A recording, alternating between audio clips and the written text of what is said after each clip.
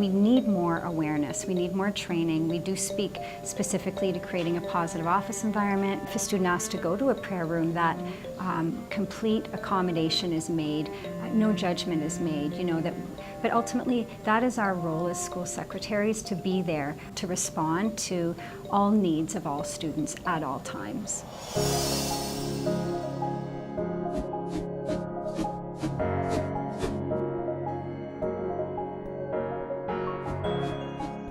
We expect the Buddhists to respect 5 different principles. In one room with a Buddhist statue, or even in the classroom, if they can just be silent and reflect on those 5 things. At the beginning of the day, as a Buddhist, it will be great.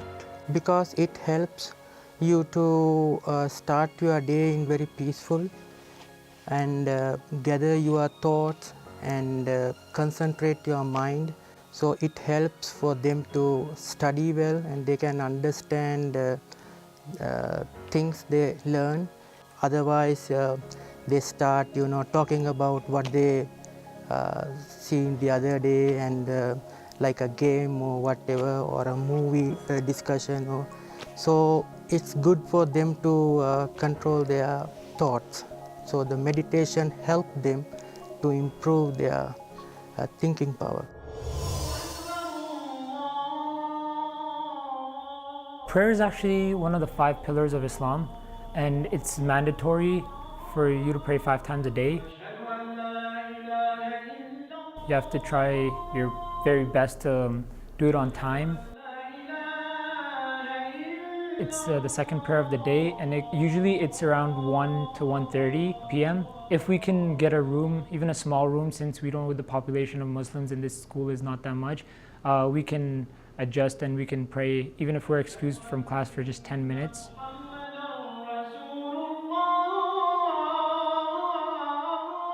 For me personally, I also find it's like that one moment in the day where you can step away from everything, and you're not worried about what homeworks do, you're not worried about social issues, you're not worried about stuff. It's just between you and God, and it's like a moment of sanction, you can say, where you're just, for that few moments, you're just there and you're like, I'm glad I have this life.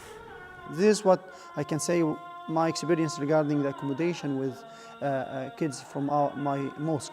I try to balance, because we have a span of time that you can offer your prayer. The kids wanted to leave the class and to go and offer the prayer. I said to them, you can offer the prayer after the class if it's possible, or during a break time. It's not necessary that you should leave the class for the prayer.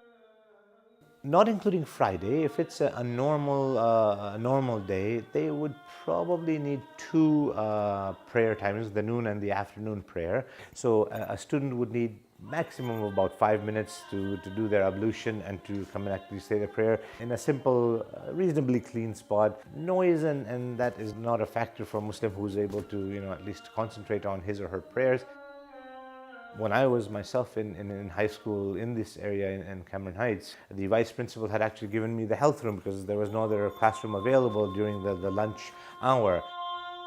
We were given a room up in 3rd floor, which had a little washroom in it. It was pretty convenient because we have to do ablution before we pray. So we have to wash our face, head, feet especially, and it's hard to do it in these type of washrooms. So a little washroom kind of thing, and then we can just go pray, and a little mat because the floor has to be clean. Everybody gathers together, one person leads the prayer, and it's a nice peaceful prayer. Everybody stands behind him and we pray. It doesn't have to be supervised, but we wouldn't mind if anybody wants to supervise just in case.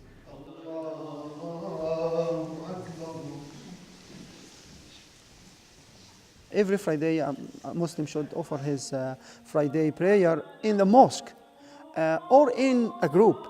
Friday prayer for us is an educational and spiritual, and if it is available, the mosque is close to the school or in the region, they can have an hour and go and pray and come back. Or the kids themselves can do it in the school. They pray with each other in the school and they offer the prayer in the school.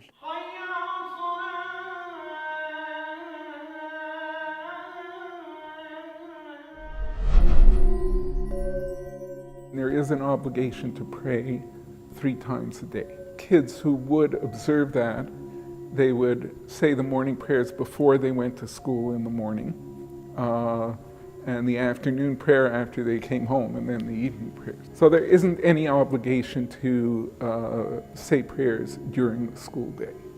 I have my bar mitzvah soon, and I go through school and already have a lot of work, tons of work, and I have to focus on all that while doing my Jewish stuff, preparing for Hebrew school. The bar mitzvah particularly is a hugely significant event in any Jewish person's life. It's really something that can involve the whole family all year. Sikh children are brought up in a way where they respect authority because they respect God, they bow down to the Holy Scriptures when they go to the Gurdwara, the Sikh temples. Sikhs don't have a special time to pray. We do have meditation in the morning and evening and so on, and recitation of the hymns and scriptures, and we sing our musical, in musical format. Our scriptures are sung in hymn format.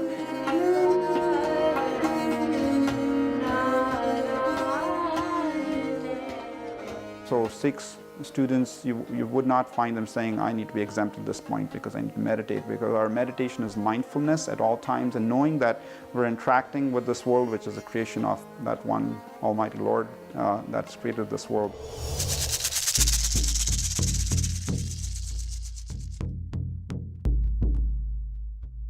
It's very important for a young person to understand who they are and where they come from for their well-being. You know, and that's why we smudge every morning. Smudging is like cleansing. It's like, you know, when people go in the morning, they have a shower, it's the same thing, but it's done with smoke and the 4 sacred medicines that we use. And what it is, we light it, and then it's a smoke that we just kind of brush over ourselves. And like our mind, our eyes, our nose, mouth, ears. There's 4 medicines. It's tobacco, it's sweetgrass, it's cedar, and sage. When they're burned, what they do is they brush off that negativity or any ill feelings. And a lot of times people in a group setting, they smudge before gatherings, before meetings, in order just to clear the air so people can think with good minds and good hearts. But for an individual, that's more for balancing yourself. It's hard to explain, but you can really feel it when you do participate. It's a ceremony, basically. Well, after I smudge, I feel relieved and I feel more positive towards things sometimes. Because if they're feeling stressed out about something like schoolwork, it usually helps for that. If I'm having a really negative day and everything just seems to be going wrong, smudging with sage I find helpful. Helps center my emotions and helps calm, because for me it gives me a sense of security. Some people have sensitivities, that kind of stuff.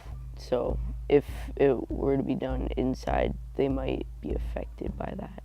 You only need a small little bit of medicine in order to, to do it. But for the most part, I myself personally have never seen a smoke alarm go off. And actually, I've heard of it being allowed in the hospital, Grand River Hospital, smudging. And again, especially with younger children, I don't expect the teachers or the administrators to allow them to light the matches and that on their own.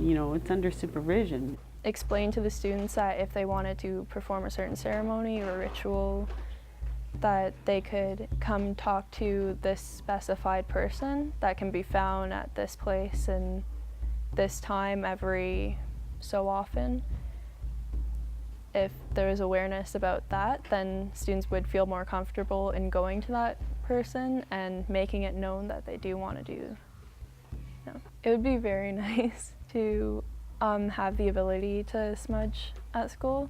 Maybe not as an everyday thing, but a once in a while thing would be nice, because there are those off days where you just feel so overwhelmed and you just need that sense of comfort. It's a way of balancing ourselves. You know, it's our spiritual, our emotional, our physical, and our mental health. And smudging with those different medicines take care of each of those different elements of our well-being.